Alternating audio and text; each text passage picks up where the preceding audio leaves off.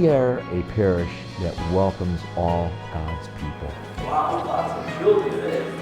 Coming to St. John the 23rd was very exciting because here is a wonderful parish community in Southwest Florida that's growing quite rapidly. It's a community that welcomes people. I think Father Bob does a great job along with the other two priests, making everyone feel welcome, making them feel important, that what they say matters, and it has just overflowed into the parishioners, and that spirit has caught on with them. It's that same message that took root right from the beginning. In January of 2002, with just 350 parishioners, the St. John 23rd Parish community was born without even a wall erected. They met at the Noonan Academy, and that's where they set up the chairs, broke down the chairs, set up the altar, and so forth. And they aggressively embarked on a capital campaign for a beautiful church building that we presently have. And the church was well over $9 million. And to think that in just 12 years, we've been able to pay off the entire mortgage is just astounding to me. Today, with more than 3,000 registered families, the parish continues to flourish. Now look at this church. It's exploding with members coming together to a beautiful building in order to celebrate the Eucharist. And what makes it such a special place, of course the stained glass and the beautiful marble all add to the ambiance. But what makes this parish so beautiful, really, is the people, their faith.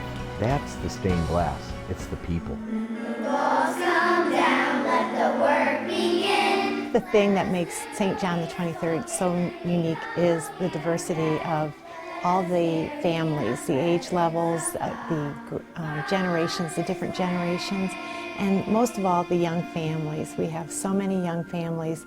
When I first started, it seemed like you'd see a few families, but over the years, it's just so heartwarming to see all the families that come in and bring their small children and have that desire to raise their children in the faith. As we look ahead, the need is so present. We desperately need space. It's not a want, it's an absolute need. And I'm really hoping that people will really get on board and realize how important it is, not just for the present, but for the future. We really need a parish life center. I mean, there's no question. On Wednesday evenings, the church basically transforms into a classroom area, and we set up classrooms in every little nook and cranny that we can, because we do have two sessions, one that runs from 4:15 to 5:30, the other session runs from 6 to 7:15. And so in both of those sessions, we have two sections of first graders, two sections of third graders, fourth and fifth graders. And so we have to find areas where we can set up the classroom, have adequate lighting, so we have to bring in a lot of extra lighting. We also need to make sure that they're far enough from each other so that the noise factor doesn't become an issue. It's, again, bringing out carts with all the books and the supplies, and making sure that all the children are accounted for. We've had to be really creative with the space that we have, and we're making it work, but it would be wonderful to see the vision of the legacy of our new building. Our new building that we're proposing and are going to eventually attain will be a beautiful social hall that will accommodate at least 260 people at round table.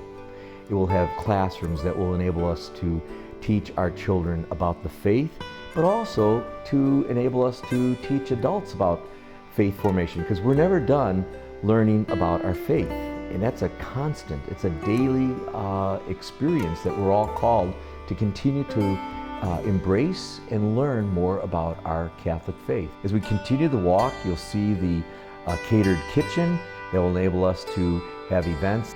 Then you come out and you see that there's a stage, an indoor and an outdoor stage, in a beautiful courtyard where we can have concerts, gatherings, especially when the weather's really nice. And as you go down the corridor, you'll see where Chris's office is presently located. That will be renovated and made into a nursery for our children. Our Main concern, of course, in this parish always is not only teaching the children their faith, but protecting our children. The way it's designed to protect our children is that at the end of the hallway, children will not be able to enter into the Parish Life Center without a parental supervision, and no one from the Life Center can go down into the classrooms. It was just wonderful to see how well thought out it was, where the children now can be dropped off in a separate area where they can safely go in, they can go to their classrooms.